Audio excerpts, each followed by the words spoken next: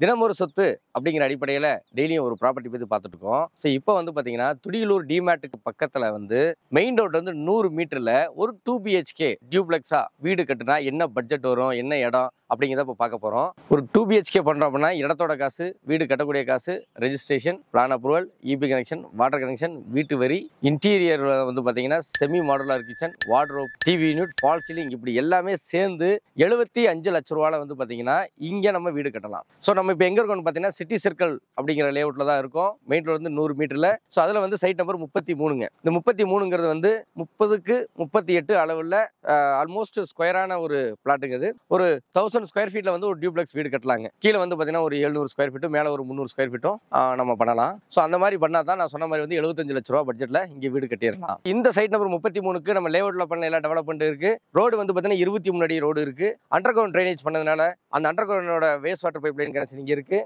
Again வந்து water pipe line கனெக்ஷனும் இதில் இருக்குது. இங்கே வந்து பார்த்தீங்கன்னா இபி லைன் இருக்குது, ஸ்ட்ரீட் லைட் இருக்குது, 24 ஹவர்ஸ் செக்யூரிட்டி இருக்காங்க, எல்லா ஃபெசிலிட்டி இருக்குது. இமீடியட்டாக வீடு கட்டி குடி வரக்கூடிய லொக்கேஷன் இது. உங்களுக்கு 85% அன்றைக்கி பேங்க் லோன் கிடைக்கும். 10 நாளில் லோன் வந்து ரெடி ஆயிரும். இங்கே நிறைய வீடுகள் கட்ட ஆரம்பிக்கிறாங்க. கோயம்புத்தூர் டு மேட்டுப்பாளையம் ரோட்லேருந்து வெறும் 100 மீட்டரில் வந்து 75 லட்ச ரூபாய்க்குள்ள ஒரு 2 பிஹெச்கே எல்லாமே சேர்ந்து இன்டீரியர்லாம் சேர்ந்து பண்ண முடியும்னா அது கண்டிப்பாக சிட்டி சர்க்கிளில் தான் பண்ண முடியும். மேலும் டீட்டெயிலுக்கு கீழே இருக்க நம்பருக்கு கான்டாக்ட் பண்ணுங்கள். நாளைக்கு அடுத்த ப்ராப்பர்ட்டியில் சந்திக்கலாம். நன்றி.